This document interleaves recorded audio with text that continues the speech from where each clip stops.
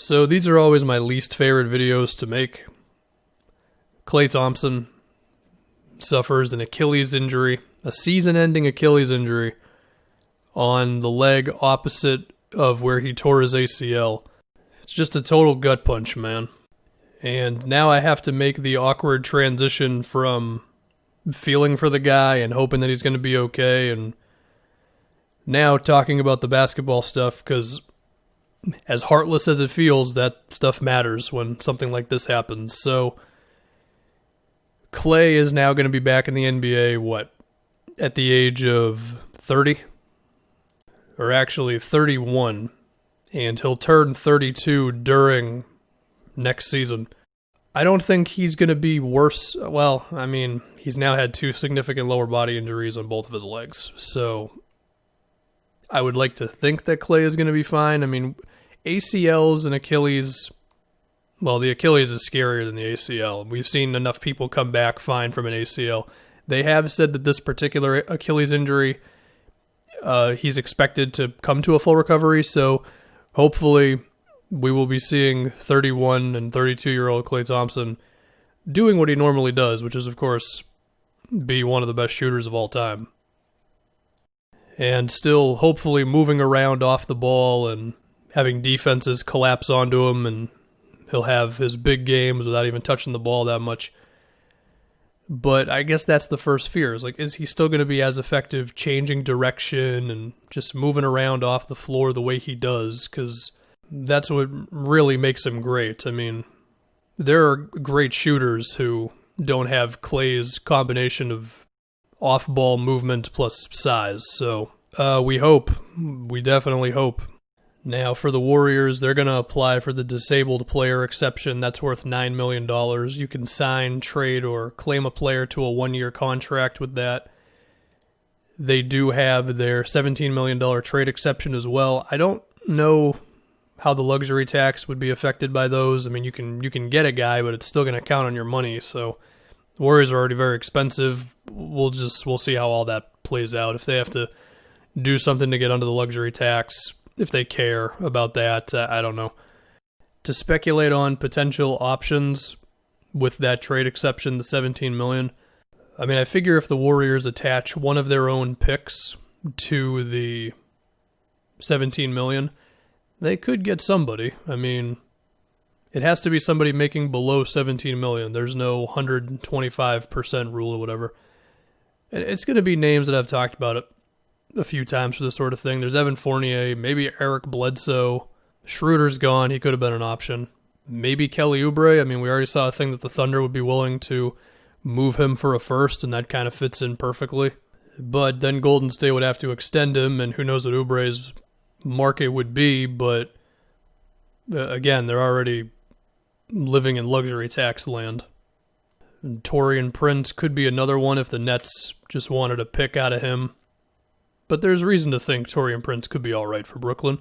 And there's probably some other names there. As far as their $9 million, I mean, maybe Joe Harris would be willing to take that. I would say Serge Ibaka, but given that they just drafted Wiseman, and I'll do a video on that, but maybe that takes the chances of them wanting another big guy out. Perhaps Jeremy Grant could be something as well. Now, I mentioned this in a different video, and I don't think I explained it well enough. The Warriors could use that exception to acquire, like, James Johnson, and then they could pair up some of their smaller contracts with James Johnson and maybe get somebody who makes a little over $20 million, but that way they'd have to give up extra assets. But then they could be in the running for maybe like Harrison Barnes or Buddy Hield even. So that's another option if they want to go that route. So we'll have to see what they do, if they do anything with those types of things. But now we just look at the roster. And let's even give them the credit that they acquire some sort of solid wing player who can give them 20-something minutes a night and be all right for them. Not going to be Klay, but going to be all right. Because again, the Warriors, they do have all of their own picks moving forward. Well, they got some protections a little bit in the future, but they have like the next 3 years of their own picks, and they got these exceptions. So whoever you want to say they get, it's Steph, some dude, Wiggins, Draymond, Wiseman. we're relying on a rookie center to suddenly be even better than he had to be initially.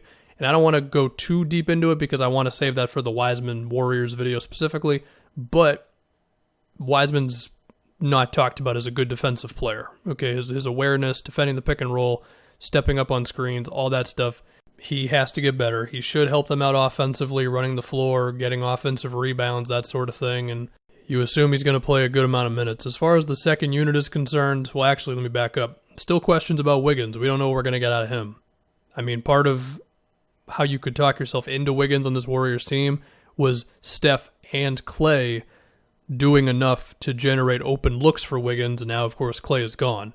So they might be able to still get a good shooter to play the two-guard spot, but there's a chance that there's not another great floor spacer on this team, and that's going to hurt Wiggins' chances unless the guy suddenly is awake and playing 100% 48 minutes a game, which, of course, he has not done up to this point in his career. There's also some fear that Draymond could be on the decline. I mean, this previous season, I don't know who was watching a whole lot of Warriors games this previous year. I certainly was not. So I don't know how good Draymond looked defensively, but even 2 years ago, regular season Draymond was okay. He turned it up in the playoffs, lost weight, all that stuff. Could be some concern there.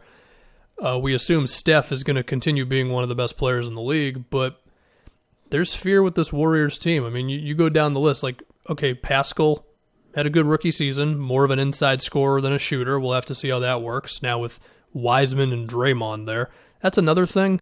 If Wiggins is not going to be making threes, teams already don't guard Draymond. So that could be kind of rough. And then you just go down the rest of the roster. I mean, Kevon Looney, he's fine for what you ask him to do.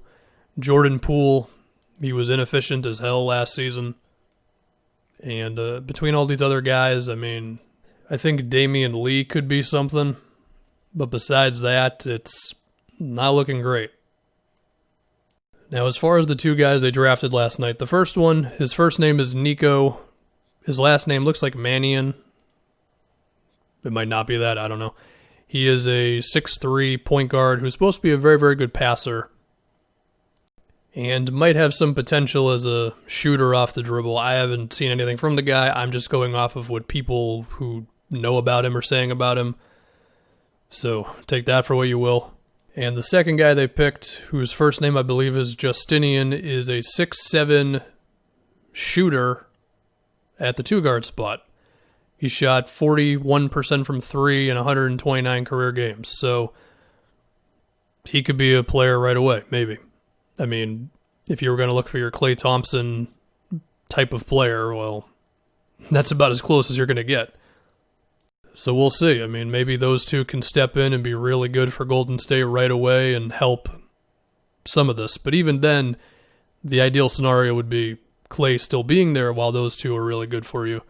But it's always kind of dicey relying on rookies to be real rotation players for you, but we'll see. It certainly helps if you got a guy who's a really good shooter.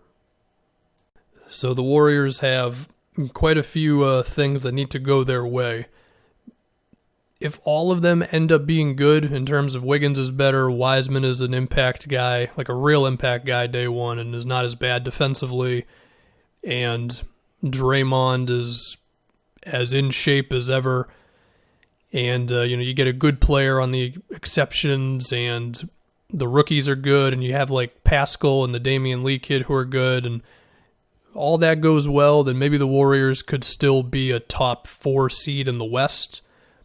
But the chances of every single question going well for them are not very high, let's be honest. So what is their give or take in the West? Is it the 6th seed? Is it the 7th seed? Is it missing the postseason? I would give them the over-under of the 5th seed. They have a lot of competition there between the Suns, which is wild to say, but yeah, the Suns, the Mavs, the Blazers, the Jazz. We'll have to see with the Rockets. I guess if I'm putting the Warriors there, then I have to think that somebody is now the consensus number 4 team to go with the Lakers, Clippers, and Nuggets up top. I would like to put Dallas, but Porzingis is already going to miss the start of the season. I mean, I think if Westbrook and Harden are actually starting next year and want to play, then I think they're the next team, but maybe I'd go Portland. I don't know. Predicting the West is always pretty tough, but this is the worst, man. Really is the worst.